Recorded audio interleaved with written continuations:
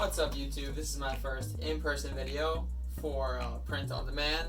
So for those who don't know about print on demand, the concept is very simple, so just listen along this video and you'll get everything.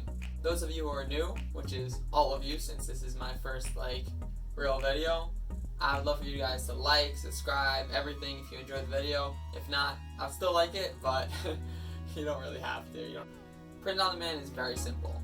Basically, you put shirts online with your own design on it. These shirts don't have to exist, you don't need any inventory, nothing.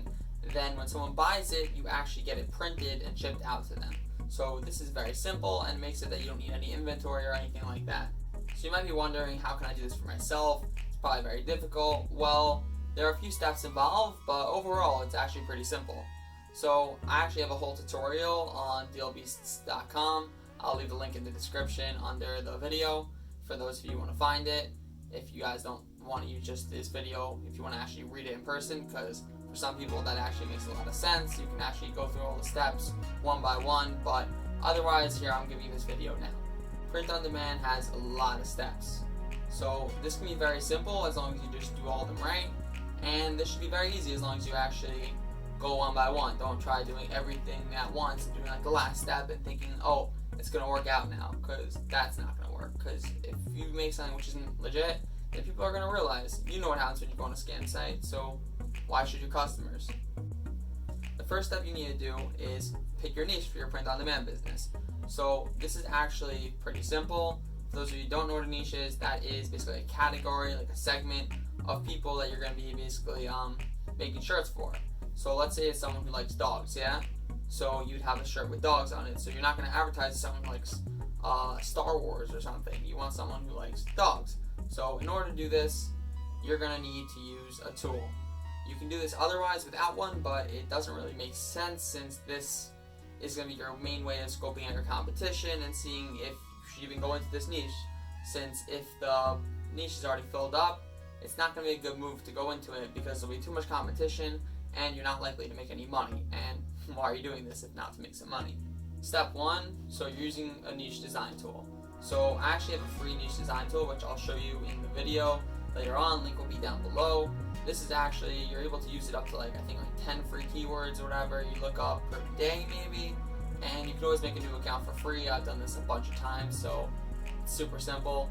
If not, if you want to just make your own account, paid for account, so you'll also be able to do that too. And then you'll get unlimited, you make unlimited searches and unlimited whatever you want. They'll let you use all their services. They have actually a bunch of other tools, but I mainly just use their keyword tool because it's very good and I don't really need the other tools.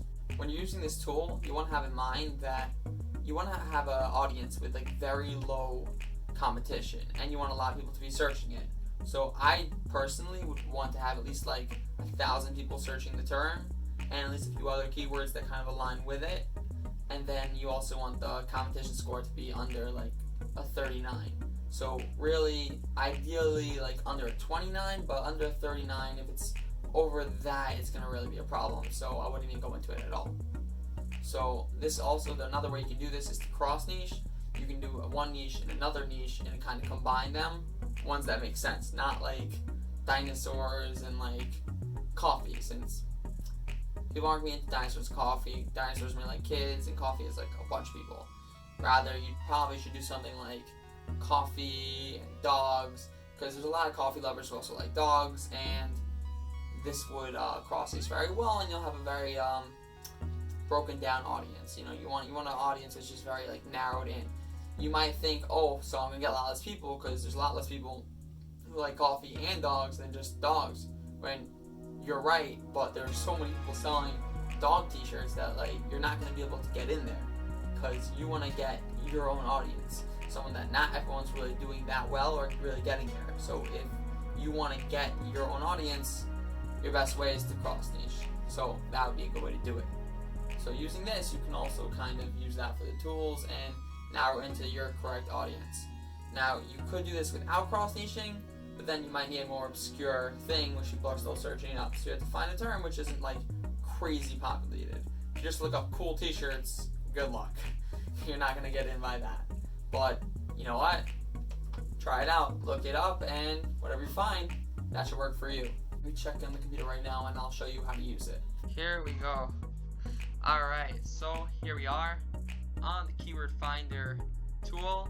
Again, this is free. You just have to make a free trial, which won't ever bill you. You don't have to put any credit card information or anything like that, so don't worry. Okay, so let's try out keyword, which is super general first, just to show you what a really heavily populated keyword would look like. So let's look up cool shirt. I think that one's gonna be bad. Okay, here we go. And as you see, 11,700 searches per 12 months. So that's a lot of searches, which would be very good, except there's a lot of competition. This is the keyword difficulty, and 37 is higher than we want. You want to go really under 33, and anything over a 39, you're probably never going to sell a shirt. But you can try, but it's probably not going to go well. If you look at this one is cool t-shirts. So that one has even more searches. T-shirts, 68,800. That's a lot of searches.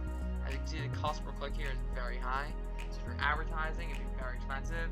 Here you go is it's also like level of competition. So this one is Google Ads 100. They're maxed out, so they can't really go much higher. The only thing over here, which would look good. Wow. Okay, so awesome tees. That actually might not be bad. Using that as a keyword. I'm saying it still has a lot of competition, but probably not a lot of people are branding their stuff like that. So whatever. You might be able to use awesome tees, but if you're gonna try getting a crowd audience who really want to get them attached, you're gonna still want to go niche down. So that'd be better. So maybe try that. Amazon.com. Alright, if you're trying on Amazon, apparently they're a little booked up on that, but you can try. Okay, now let's try something which is more random and might get you a better niche down. So let's look up, let's say firefighter shirts. So firefighter shirts. Okay. As you can see, okay, fine. So this one's lower down, 33, so it's definitely possible for you to do. Might be a little hard. That exact term doesn't get a lot of search results. Firefighter apparel, that's already getting 1,800. I'd recommend anything over 1,000, and then the higher the better, as long as these ratings are still low. Okay, so firefighter t-shirts, okay, 33, not great. Fire department t-shirts, 29, that's pretty good. 1,000 searches, that's okay, but we can do better. Let's see, fire t-shirts, that's already better. Fire department t-shirts, no, fire, well, if you spell it like that, but you're not going to get it.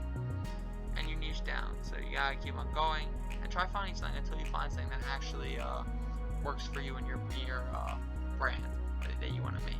And once you find one with a low keyword difficulty score, let's go over here. Again, under 33 is probably best, and again, high search, because you want to have it over 1,000 so that you actually have people that are looking for it, so you get organic traffic.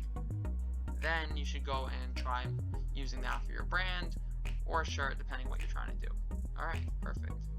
Alright, now that you've done this, so you already have your niche, so you're already halfway there to getting started.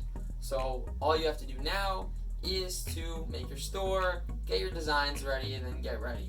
So I'll teach you how to do all this in my next video, and you know what? Please like, subscribe, all of that. I'd really appreciate it if you liked it. If not, again, I'd also really appreciate it. And alright, thank you. Have a good one.